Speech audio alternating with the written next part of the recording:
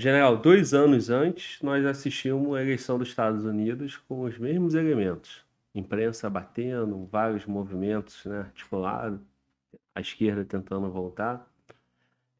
O que a gente tem que fazer agora? Assistir as eleições americanas daqui a 2 anos para ver qual vai ser o rumo? Porque em 2016 teve o movimento Trump, teve aquele movimento que em 2018 teve na Argentina também. Qual é o... Olha, nós temos que estudar todos esses problemas, acompanhar todos eles. Porque você olha a América Latina, houve um movimento de direita que ocupou todos os espaços. 4 anos depois, todos os espaços estão ocupados novamente pela esquerda. Então, a direita não sabe operar nesse ambiente. Tem que aprender. Tem que aprender. E o que tem que ter, olha, é bom ter falado nisso. O Mário Vargas Llosa, ele era um comunista, tanto era comunista, que quando a Revolução Cubana, Castro venceu lá, e ele se mudou para Cuba. Ele se mudou para Cuba para curtir o comunismo verdadeiro lá. Bom, encontrou o comunismo. Encontrou e não era nada do que ele imaginava. E aí ele começou a fazer a autocrítica dele, do pensamento dele, ou da ilusão que ele tinha com relação ao comunismo. Consequentemente, evoluiu e hoje é um liberal. É um liberal que evoluiu, se transformou em liberal, acompanhando de perto a mazela que é o comunismo. E ele, do alto desse conhecimento, ele tem vários artigos, ele dizendo que ele, como que o liberalismo tem que se colocar diante da sociedade. Tem que se colocar com tolerância. Tolerância, porque, de um modo geral, as sociedades sul-americanas, centro-americanas, latino-americanas, têm essa tendência, esse viés socialista, que eu criei uma palavra chamada tem que respeitar a socialismidade do povo. Você não pode simplesmente assumir o poder e dizer, olha, tudo está errado, vocês estão errados. Aqueles que acreditaram passam a duvidar. Então você tem que saber convencer as pessoas com tolerância. Então não é de uma hora para outra que se mudam as coisas. Nós temos que mudar paulatinamente, convencendo as pessoas. Até porque nós vamos ver que o estudo da evolução do movimento comunista internacional hoje está empregando a estratégia do Gramsci. Antes era a estratégia da revolução pela força. Nós tivemos isso tudo no Brasil durante esse período, desde 1922, com a Revolução, a Intentona Comunista de 1935, as tentativas deles de tomarem o poder. Porque, no caso deles, o poder não se ganha eleição, o poder não se conquista, se toma o poder. Sim, se toma o poder porque quem vai comandar vai ser o partido. O partido deixa de ter democracia, embora eles chamem tudo de democracia, mas a democracia de um partido só não é democracia. Né? Mas tolerância, uma coisa que a direita não soube fazer. O gramscismo ensina isso. Nós temos que começar pelo convencimento do povo, conquistar o coração e a mente do povo, que fica fácil na medida em que você promete coisas que você mesmo não sabe que não vai cumprir, na medida em que você conta um monte de mentiras, e a mentira, eles não têm vergonha de mentir, até porque, raciocinando deles, tudo que interessa ao partido é ético. Ou seja, o que é ético? tudo que interessa ao partido. Tudo que interessa para a conquista do poder, para a tomada do poder.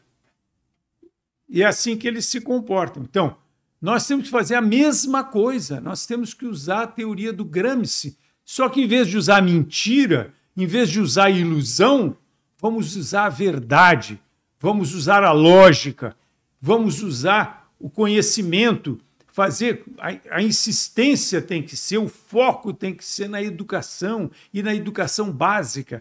Você vê o seguinte, a prova maior é que hoje no Brasil existe, nós vemos o Lula falando, a melhor coisa que pode acontecer para uma família é ter um filho na universidade, um filho com diploma de curso superior.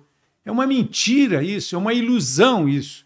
A ilusão é tão grande, é tão absurda, que hoje no Brasil, se você somar todas as faculdades de direito que tem no Brasil, que foram criadas nesse período, tem mais faculdade de direito no Brasil do que o somatório de todas as faculdades de direito do mundo. É uma ilusão. Você tem advogados formados aí, o cara tem diploma de bacharel, mas não sabe nada. Não sabe nada.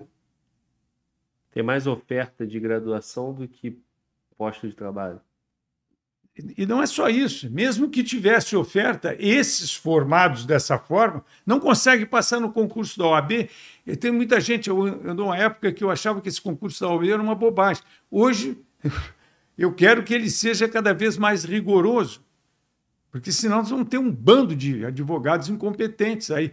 Então, a coisa mais fácil do mundo é criar uma faculdade de direito. E o cara vai lá e ostenta o diploma dele de direito, mas ele não sabe nada. E depois de 10 anos de formado, já tem notório saber e pode até ser indicado para ministro.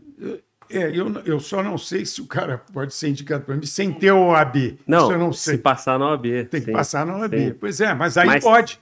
Se passar na OAB e o presidente, raciocinando, a metodologia de escolha dos ministros da Suprema Corte no Brasil é igual ao dos Estados Unidos. É a mesma coisa, o presidente indica e o Senado sabatina. Só que a sabatina lá nos Estados Unidos demora no mínimo 2 meses. No mínimo 2 meses. E os sabatinadores são aqueles que têm capacidade para tirar do candidato todo o conhecimento que ele tem. Saber exatamente. E rejeita quando não tem o conhecimento suficiente. Aqui não. Aqui o presidente indica, o indicado percorre os gabinetes dos senadores, fazendo o lobby dele, e em questão de 1 ou 2 dias, no máximo, ele é ministro da Suprema Corte. Antes de indicar, já tem um lobby, já sabe que tem a maioria, é igual uma pauta de votação no Congresso. É isso. Então, nós temos que mudar, é isso mesmo, a cultura. Então, qual é o foco? Qual que tem que ser o foco? O ensino universitário ou a educação básica? É na educação básica que a gente vai fazer. Nós vamos reconstruir a cabeça dos jovens, a criança, do adolescente, que está lá sendo impregnado de mentiras e de ilusões, porque a esquerda, inteligentemente, está produzindo isso. O ensino básico é um ensino fraco e que já vai colocando na cabeça das crianças as coisas erradas. Depois chegam na universidade, uma universidade vagabunda, e dá um título para o cara acha que virou. Bom, eu conquistei o meu futuro. Ele foi iludido, mais uma vez. O comunismo, o socialismo, todas essas coisas são uma grande ilusão. E eles sabem conduzir isso para a pessoa achar que conquistou alguma coisa. Não conquistou nada. Não conquistou um pedaço de papel que não vale coisa nenhuma.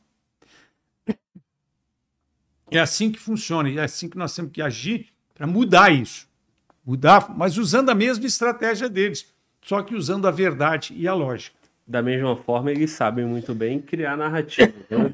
E criar medos, né? Eu lembro muito bem, na época da eleição de 2014, talvez, quando a Marina estava com bastante ponto nas pesquisas e botaram o medo, ó, vai faltar o bife na mesa do trabalhador. E agora veio com a ideia da picanha, da cervejinha. Então eles sabem falar com o povo, né? Sabe se comunicar, criar esse desejo, essa crença. Por isso que o Vargas Llosa fala, nós temos que ter tolerância com isso, por exemplo, fazer uma mudança, mas uma mudança consistente.